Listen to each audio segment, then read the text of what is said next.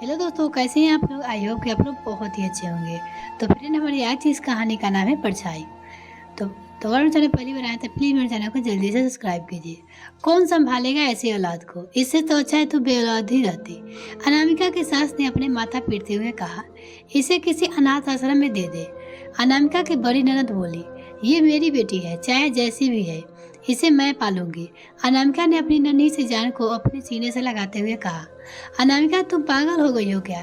ये लड़की अपाहिज है, दिमाग से बिल्कुल बेकार है, इसे हम कैसे पालेंगे। अनामिका के पति सौरभ ने कहा, तुम इसके पिता होकर ऐसे बोल रहे हो, मुझसे तुमसे ये उम्मीद नहीं थी। अनामिका ने कहा। अनामिका का ससुराल उसकी अपाहिज दिमागी रूप बीमारी बच्चे को अपनाने के लिए तैयार नहीं था। अनामिका ने एक बहुत दृढ़ फैसला लिया।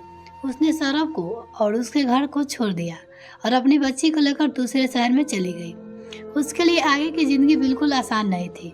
अपनी बच्ची गौरी की वो अकेली छोड़ नहीं सकती थी, इसलिए उनके घर बैठे काम करने का फैसला किया। शाम को उसने अपने घर पर बच्चों को पढ़ाना शुरू किया। सुबह उसने टिफिन सिस्टम शुरू किया, जिसमें उसने अपने आसपास के ऑफिस में अपने टिफिन भिजवाना शुरू किया। साथ ही उसने ऑनलाइन कंटेंट राइटर का कार्य भी आरम्भ किया। वह हर शनिवार और रविवार अपनी बेटी को शहर में जाने माने मनोचिकित्सक और फिजियोथेरेपिस्ट के पास लेकर जाती थी। अनामिका की मेहनती और ईश्वर के आशीर्वाद से गौरी ने 7 साल के उम्र में धीरे धीरे आज चलना आरम्भ कर दिया। वैसे उसका दिमाग उम्र के हिसाब से कम था, पर अनामिका की मेहनत से वह अपने रोजमर्रा के निजी काम स्वयं कर लेती थी। अनामिका का पूरा जीवन उसकी बेटी गौरी के इर्द गिर्द ही घूमता था। उसकी गौरी के स्पेशल स्कूल में भी दाखिल दिलवाया। अनामिका ने गौरी के मेडिकल खर्च को पूरा करने के लिए दिन रात लगी रहती। उसका टिफिन बहुत प्रचलित हो गया था। देखते ही देखते उसने खाने पीने को ही व्यवसाय रूप में देने का निर्णय किया। सरकार से लोन लेकर एक छोटा सा बुक कैफे खोला। धीरे धीरे वह प्रचलित हो गया। इधर गौरी भी धीरे धीरे बड़ी होने लगी। उसकी टांग में थोड़ी हर माह सुधार होने लगा। अनामिका अपने कैफेटेरिया भी संभालती और गौरी की पढ़ाई लिखाई थेरेपी का भी ख्याल रखती थी। गौरी भी पूरी दुनिया जैसे अनामिका ही थी। उसकी एक अनाथ सहेली जो उसकी संग हंसती मुस्कुराती नाचती गाती रहती थी। समय का पहिया तेजी से घूम रहा था। अनामिका ने एक सख्त महिला की तरह सब कुछ संभाल रखा था, पर कहीं न कहीं उसकी शरीर क्षीण होने जा रहा था। अपने दिमाग पर अत्यधिक बोझ लेने के कारण 35 साल की उम्र में ही वह मानसिक रूप से बहुत तनावग्रस्त रहती थी। उनके दिमाग की नसों संकुलित होने लगी थी, पर इनकी भनक भी उनकी गौरी को नहीं पड़ने दी। आज गौरी 25 साल की हो गई है, एक मल्टीनेशनल कंपनी में कार्यरत है, आम इंसान की तरह जीवन जी रही है। पर आज अनामिका उसके साथ होते हुए भी उसके साथ नहीं है। 50 साल में वो धीरे धीरे वो अपनी याददाश्त खोती जा रही है। माँ, आज आप क्या खाओगे? गौरी प्यार से पूछती है। खाना नहीं, अभी खाया है मैंने। शायद अनामिका ने गलत जवाब दिया। नहीं माँ, अभी नहीं खाया है, चलो आज आप खाना बनाओ। मुझे तो आता ही नहीं है खाना बनाना, अनामिका ने हाथ झिझकते हुए कहा। गौरी की आंखों से आंसू बह गए निकले। जो कभी हजारों लोगों के लिए खाना बनाती थी, आज कह रही है कि उन्हें खाने बनाने नहीं आता। कभी कभी अनामिका की तबीयत को लेकर गौरी भगवान से लड़ पड़ती थी। मेरी माँ ने कितने दुख सहन कर ली, कितनी कुर्बानियाँ देकर मुझे एक नॉर्मल जिंदगी दी है, और आज जब मैं ठीक हूँ तो वो नॉर्मल नहीं लाइफ जी पा रही है। क्यों भगवान, क्या कमी रह गई थी?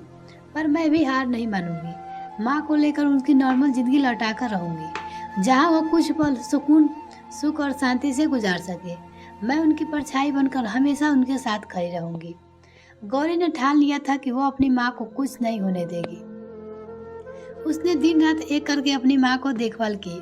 उनकी एल्जिस की बढ़ती बीमारी को रोकने के लिए दिन रात अनामिका के दिमाग की कसरत कराती, उसके साथ दिमागी खेल खेलती, पुरानी तस्वीरें दिखा अनामिका की याददाश्त को दुरुस्त रखने की कोशिश करती। देखो गौरी, अभी नहीं तो कभी नहीं। अब निर्णय तुम्हें लेना है कि शादी करके मेरे साथ अमेरिका सेटल होना है या फिर यहीं रहकर अपनी माँ की सेवा करनी है।